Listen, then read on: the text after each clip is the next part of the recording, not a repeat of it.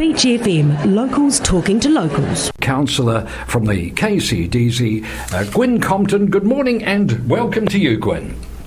Kia ora, John. Lovely to talk to you. Congratulations on this most recent petition. This sort of follows on the work you were doing last year, I believe. Yeah, so in June last year I launched the Otaki Rail petition, which was about electrifying and double-tracking the lines to Otaki, and that's had 1,600 signatures so far. So sort of based off the really positive response to that, I've taken the next step and come up with the Kapiti Horowhenua commuter rail campaign. And that's all about having this 4-phase vision through to 2050 to enable fast, frequent, reliable and climate-friendly commuter rail services between Wellington and all the way up to Palmerston North. Okay, so 4 phases. Let's start at the beginning. What is phase 1? So phase 1's the electro-diesel hybrids to essentially replace the capital connection service and sort of add that interim extra capacity and additional services that we need north of Waikanae. And this is what the regional council have got a bid in, and I believe they're expecting some kind of response from that in the middle of the year, maybe June, July. Getting suspiciously close to the election could well be part of a lolly scramble, but you're just keeping the pressure on to make sure that comes through. Absolutely, and we want the government to fund the best possible solution for this as well. Because, as you said, there's a bit in there for the actual physical units themselves. What was funded through the New Zealand upgrade program that was announced last month was the necessary rail network improvements to allow that to happen.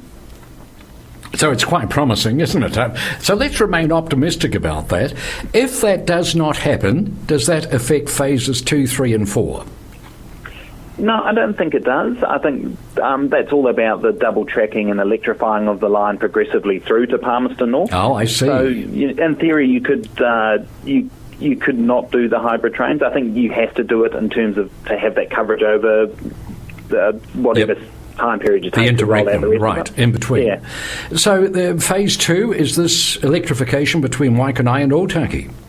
Yeah, so that's absolutely what it is, and phase 3 would be extending that to Levin. I mean, in an ideal world, you'd probably try and do those at the same time, but I think we know politicians like to have individual projects to cut ribbons on, and you know, if that's what they want to do, similar to what they've done with the expressways, then that's fine. It's just making sure that they keep the ball rolling on that and we don't have sort of the big gaps in infrastructure rolling out that we have had in the past. So phases 3 and 4 extending that electrification through to Palmerston North? Yeah, so phase 3 would be to Levin, and then phase 4 is very much a long-term ambitious vision to enable to have these sort of rapid regional rail services between Palmerston North and Wellington. And it's similar to a proposal that Greater Auckland, which is a transport advocacy group up in the northern part of the island, obviously, and they had a proposal to have regional rapid rail between Hamilton, Tauranga and Auckland. And sort of you look at this, the corridor from Palmerston North to Wellington is very similar in terms of the growth that we're experiencing there. Well, they were successful up in the Waikato and Auckland areas to get that link, and possibly we can use that as a bit of a precedent. However, it all depends on numbers. It was interesting, I was smiling when you were talking about politicians. And I wonder if I should break it to you. You're actually a politician yourself, sir. And politicians tend to require pretty good evidence to move on, and I imagine that in this particular instance it relates to the number of potential passengers and the expansion that's going on in that western corridor that you want to improve the transportation over. So is that an important part of the plan as well? Yeah, absolutely. So over the sort of last 5 years, we've seen growth in Kapiti and the Horowhenua increase from, it was going sort of just below 1% before the sod was first turned on the Mackay to Peka Expressway. Now it's doubled to nearly 2%. So you've got really rapid population growth, and that's before transmission gullies even open for traffic. So we've had about 10,000 more people move to Kapiti and Horowhenua in the last 5 years. And we're looking by 2050 that we could have upwards of 150 or 160,000 people living in that corridor alone.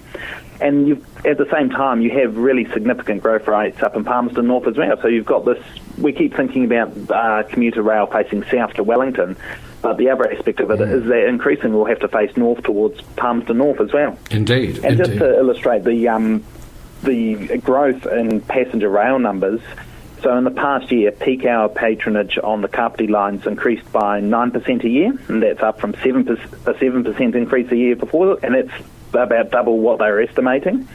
And in Waikato in particular, they've had a 60% increase in passenger numbers there. So you're looking at about 438 more people each day catching the train from Waikanae. So you've a massive increase just in the last 4 years, and that's only going to accelerate as more people want to come and enjoy, our fantastic climate and lifestyle and, relaxed family activities we have up on the Kapiti in the Horowhenua. However, when we've spent all of this money on the roads, if your campaign is successful, that's going to be taking people off the roads. Does that make the roads and the old roads of national significance campaign a bit of a white elephant?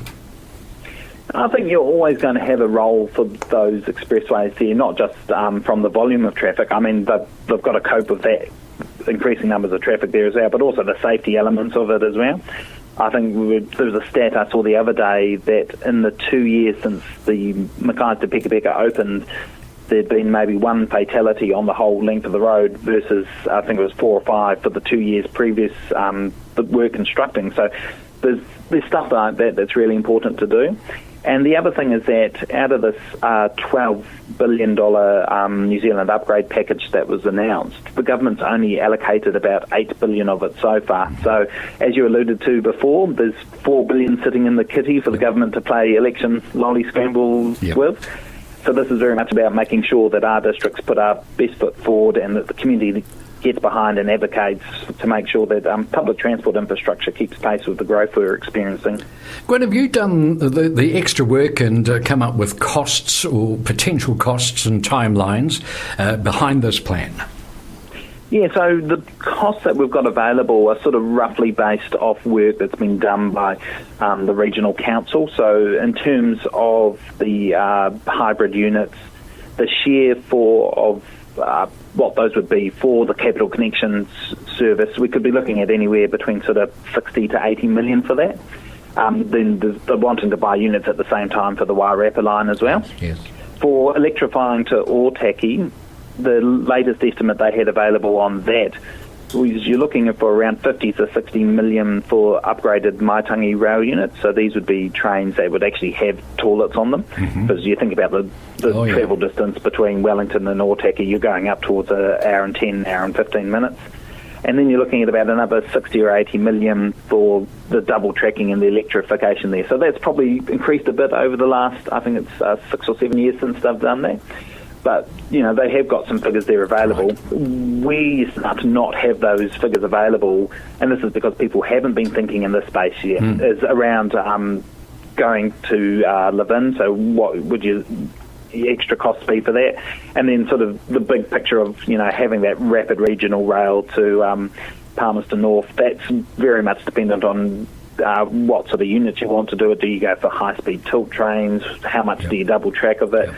Do you electrify the whole way? So there's a whole lot of assumptions like that, which you'd be looking the government to fund that sort of feasibility study into that sort of really big blue sky thinking. Indeed, and eventually it all comes down to politics. It seems to me there's an opportunity coming up. It's called the general election.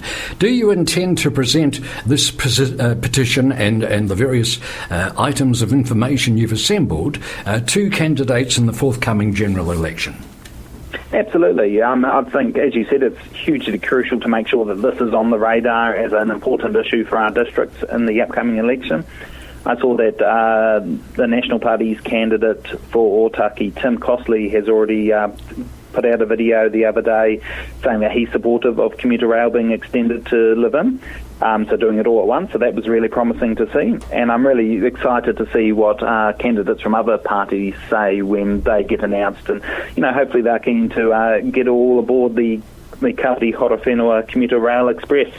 Excellent initiative. Congratulations on it. Where do people sign up?